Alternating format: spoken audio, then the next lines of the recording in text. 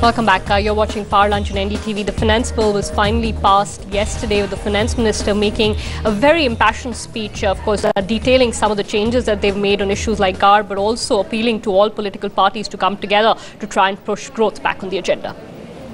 In the days of coalition era, tough can get going, tough should get going together. GAR I have agreed to defer 1 year, not because of any fear or apprehension. I may be a very small man, very little man, but one thing I can assure and I can tell you, the distinguished members of the parliament, I am not afraid of any consequence. There cannot be a situation somebody will make money on an asset located in India and will not pay tax either to India or to the country of its origin. Is it possible to maintain this level of subsidy? Can we do something collectively, states and center together? Today we are talking of high price. Perhaps tomorrow we may have to think of availability at all. If the prices go $150 per barrel. Finance Minister making a passionate plea there. Joining us to help us talk through what changes have been made in the finance bill, but also looking beyond that into the year that is still to come. Mr. Adi Godrej, Chairman of the Godrej Group, but also President of CII. Also with us, Dr. Rajiv Kumar, Secretary General of FICCI. Very good afternoon to both of you, and I'm sorry if I've kept you waiting. Mr. Godrej, I want to start with you, sir, and I want to start with some of the taxation issues on which we have seen change in one, but no change in the other. The Finance Minister pushing back the GAR issue by a year, but saying that they intend to eventually bring it in, but on the retrospective amendment as linked to Vodafone, seems to be digging in his heels. Do you support the government's final stance in the finance bill? Well, the several retrospective amendments, Vodafone is not the only one. There is another major retrospective amendment on the definition of royalty. These have caused a very negative sentiment among investors. You have seen the stock market decline very considerably. FII seem to have withdrawn. The postponement of the GAR and putting the responsibility on the assessing officer are good developments, but generally the sentiment is negative, and unless we overcome this negative sentiment, restoring growth, to my mind, will be difficult. And sentiment plays as much of a role as the reality. We need to not only improve the reality, but particularly the sentiment. Dr. Kumar, do you also see no justification in the Finance Minister's comments on retrospective amendments? Because he's saying that it's not unheard of. Other nations have done it, and in this particular case, in the Vodafone case, not perhaps the IT case, he's valid in saying that why should we allow our country to be used as a tax haven in some ways? No, I take that point that a country should never be allowed to be used as a tax haven. But the question is that if your laws, extant laws at the time when the deal went through, permitted that or had that provision, then in that case, to then change that later on doesn't seem to be fair.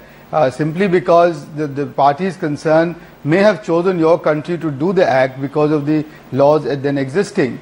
But as Mr. Godrej pointed out, that's not the only one. And I think too much attention has been given on that case. We pointed out to the Finance Minister that there were 29 other amendments that have taken place. In each case, the situation is that the domestic parties have gone to court against a tax demand. They have won that court, they won that case, and then you get a retrospective amendment done in the law, so that the party has to pay the tax as demanded by the department. So that just, what we have been saying to him is that this such type of large scale retroactive amendments, one, just take away the right of appeal from those who have taxed, and then and that's just not right. And two, it does seem to be a rather unfair use of the legislative process, that every time you lose an appeal, you come back to the parliament and get the amendment done. So I think that is what is the general issue. And again here, for example, as the royalty case, that is as to what you do, with what do you define as royalties, all those are issues which I think are turning the sentiment to be negative. So I think you will require a lot more to turn the sentiment to be positive, because it is about investment and it is about investors' expectations. Mr. Godrej, I mean, if I just take that point forward, you know, in any case, it's not like the Indian economy is in the pink of health. We're seeing growth lower than what we were accustomed to in the pre-crisis years. You know, we've got a negative global scenario. So in some ways, you know, all of this coming on top of that is just is counterproductive. So what the government is trying to do is push growth, you know, get investment in, and then all of these measures are sort of, you know, doing more harm than good. We feel it's very important that the government does not do anything to add to the negative sentiment at this point of time. Unfortunately, very many of the good provisions of this budget have not been highlighted, but the sentiment has turned so negative with these retrospective changes, and I agree with Rajiv, it's unfair after you've lost a major case in the highest court of the land to change it. If you felt that the law was not right, if you felt that the law created a tax haven, as in inverted commas, then why wasn't it changed earlier? Why now? It's important to have the laws you feel are important for the country in place earlier, so people know that their investments are safe, they can rely on the law. In fact, when the Vodafone judgment from the Supreme Court came, sentiment turned very positive about India. That's when money started flowing into India, the stock markets went up. Sentiment is extremely important, and doing anything which affects the sentiment is going to be very problematic. So in my opinion, if not for anything else, to protect the sentiment, this should not have been done. Absolutely. Sentiment plays a crucial role at any time, especially in an otherwise negative global economy. The other issue I want to get your thoughts on, and Mr. Godrej, I'll stay with you, is the issue of the fiscal deficit. Now, you know, we saw that 5.1% number. Built into that was an assumption that oil prices would be increased. There's been no move so far. Does it sort of leave you wondering whether the government will be able to do much in terms of curtailing subsidies and keeping the deficit in check even this year? Well, from what I heard, I'm hopeful that it will be done soon. Very clearly, the budget, in fact, restricts the total subsidies as a percentage of GDP. So I hope that will be adhered to. According to the budget, they should adhere to it. And unless that is done, the fiscal deficit will run out of control. Of course, one solution to the fiscal deficit, which will be extremely successful, is passing the GST.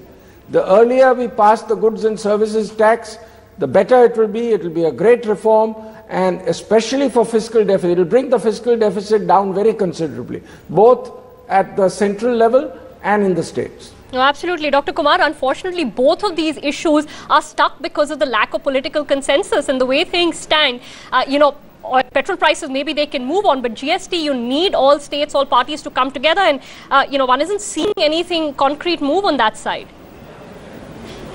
Well, no, I'm actually quite hopeful. We were talking to Mr. Yashwant Sinha, and he was saying that it is not as if the the people are divided on party lines against the GST. The issue there simply is that the state governments have to be assured that there will be no bias, and there will be a sort of equal, there will be sort of equitable treatment of all states irrespective of who may be in power, and that is the trust that we now need to create. And I think the finance minister did very well to appeal to the opposition on the diesel price and the oil price rise. You can see very clearly that he's trying to build a political consensus by letting out the fact that the time has come, the bullet has to be bitten, etc., etc. But he is not getting, he will not, I don't think he will get a response without taking the step from the opposition party saying, oh, we will support you if you will take this bill, because I don't think they will do it.